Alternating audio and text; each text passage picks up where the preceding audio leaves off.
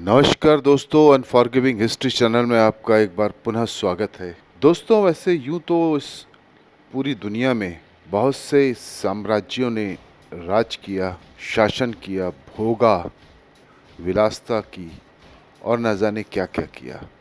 लेकिन एक peak point आने के बाद उनका धीरे धीरे पतन होना लाजमी है। आज से इस एपिसोड के द्वारा मैं एक सीरीज शुरू कर रहा हूं जिसका नाम है साम्राज्यों का पतन। तो बेहतर है हर एपिसोड में भूमिका बांधने के बजाय मैं एक भूमिका से जुड़ा हुआ एक एपिसोड ही क्यों ना बना लूं, क्योंकि उसमें ज़्यादा लेंदी और बोझिल हो जाता है जो बहुत सारे व्यूवर्स को पसंद नहीं आता है।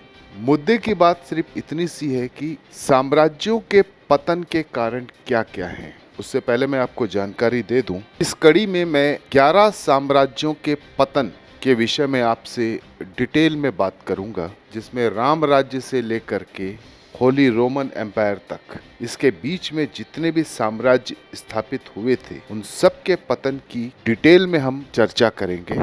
परंतु साम्राज्यों के पतन के मुख्य कारण क्या थे उस पे हमें गौर करना बहुत ज़रूरी है, क्योंकि मूलतः निर्बलता, ह्रास और पतन की बात होती है।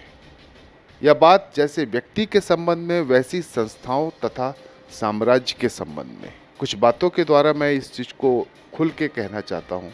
जैसे कुछ माँ बाप बच्चों को बहुत अधिक बढ़िया स्वाद, चटपटा या अमीरी भोजन कराते हैं। उनका ख्याल होता है कि खूब खाने से उनका बच्चा हष्ट पुष्ट होगा, परंतु प्रायः बालक उसे अच्छी तरह हजम नहीं कर पाता है, वह बीमार पड़ जाता है। माँ बाप अनावश्यक भोजन खिलाने का मोह छोड़ ही नहीं पाते। इसका दुष्परिणाम सब जानते हैं। साम्राज्यों के सूत्रधार भी विजय पर विजय करके साम्राज्यों को अधिकाधिक हष्ट पुष्ट करना चाहते हैं। वे कभी भी अपने विजय से संतुष्ट नहीं होते। कुछ और की तृष्णा बनी रहती है।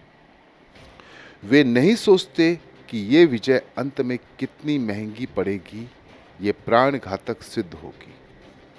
दूसरा, साधारण बुद्धि वाले माँ बाप ये जानते हैं कि बालकों को कहीं से कोई चीज़ चुरा कर या किसी से छीन झपट कर लाना अनुचित। जब कोई बच्चा ऐसा काम करता है तो माँ बाप उन्हें डांटते, फटकारते हैं, जिससे वे भविष्य में ऐसा ना करें। पर साम्राज्यों के मामले में ये बात बिल्कुल उलट है। जो आदमी साम्राज्य या जनगण या भूमि बढ़ाता है उसे सार्वजनिक मान सम्मान तथा प्रतिष्ठा दी जाती है, चाहे उसे व्यक्ति के उपाय कितने भी निंदनीय क्यों न रहे हो, चाहे उसने छल, कपट, लूट, हत्या आदि कुछ भी क्यों न किया हो। वह साम्राज्य का स्तंभ या साम्राज्य निर्माता समझा जाता है। उसे महान पद प्रदान किया जाता है। यह बात भुला दी जाती है कि जो बात किसी व्यक्ति के लिए अपराध है वह संस्था या साम्राज्य के लिए अपराध के लिए भी अपराध मानी जानी चाहिए, लेकिन ऐसा नहीं होता है। अहंकार, लोभ, तृष्णा, लूट और शोषण दुर्गुण ही है, चाहे व्यक्ति में हो या साम्राज्य में। पर अधिकांश साम्राज्यों की नींव तो इन दुर्गुणों पर ही रखी जाती है, फिर इनका पतन क्यों नहीं हो सकता। तीसरा, बहुत से धनी माँ बाप अपनी संतान को यथासंभव शारीरिक मेहनत करने नहीं देते। वे समझते यदि हमारे बालक मेहनत करेंगे तो इससे हमारी निर्धनता या कृपणता दिखेगी लोगों को। वे अपने बच्चों को नहलाने, धुलाने और कपड़े पहनाने तक के लिए नौकर रखते हैं। बच्चों को थोड़ी दूर भी ले जाना हो तो सवारी चाहिए, थोड़ा बहुत कहीं वजन भी उठाना हो तो उसके लिए मजदूर रखेंगे। पहनने के लिए तरह तरह के कपड़े, सोने बैठने के लिए मुलायम गद्दे बिछौने रहते हैं। और इस प्रकार माता पिता बालकों को सुकुमार और शौकीन बना देते। वे नहीं जानते हैं कि आराम, तलबी और नजाकत मनुष्यता का हास करने वाली है। इस प्रकार धनी साम्राज्य के सूत्रधार भी साम्राज्य को मेहनती और कष्ट सहने वाला न रहने देकर उसे विलासिता और ऐश्वर्य में फंसा देते हैं।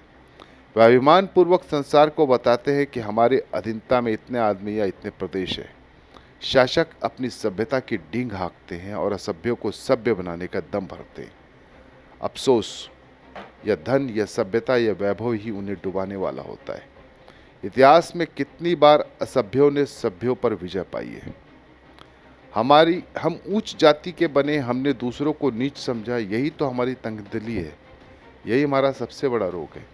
हमने संसार को धर्म की शिक्षा देने का बीड़ा उठाया, पर हमने अपना धर्म नहीं समझा, और समझा भी तो उसका पालन नहीं किया। फिर हमारा विनाश क्यों न हो, और इसका उत्तरदायित्व तो हमारे सिवाय और किस पर है। ये बेसिक साम्राज्य किसी भी साम्राज्य के पतन के प्रमुख कारण थे, जिसे मैंने आपको एक बहुत ही सामान्य स्तर पे समझाने का प्रयास किया। एक बेसिक लाइन खींचिए। अब इसके पश्चात हम जिस साम्राज्य के विषय में भी बात करेंगे तो सीधे प्रमुख मुद्दे पे बात करेंगे, बगैर भूमिका बांधे। जैसे हम राम राज्य के पतन के कारण पता करेंगे, फिर कृष्ण राज्य के पतन के कारण, फिर मुगल राज्य के, फिर गुप्त काल के, ऐसे जितने भी साम्राज्य, मैंने आपको पहले ही कहा कि 11 साम्राज्यों के पतन के कारण मैं आपको इस सीरीज में बताने वाला हूं। तो आज का ये एपिसोड सिर्फ और सिर्फ साम्राज्यों के पतन के प्रमुख कारण बताने वाली भूमिका पर केंद्रित था।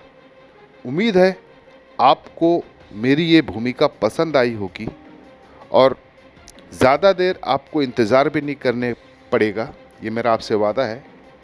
बहुत जल्द ही ऑन एयर में अपना पहला एपिसोड इस सीरीज का ला रहा हूँ, जिसका प्रमुख शीर्षक है साम्राज्यों के पतन के कारण। नमस्कार।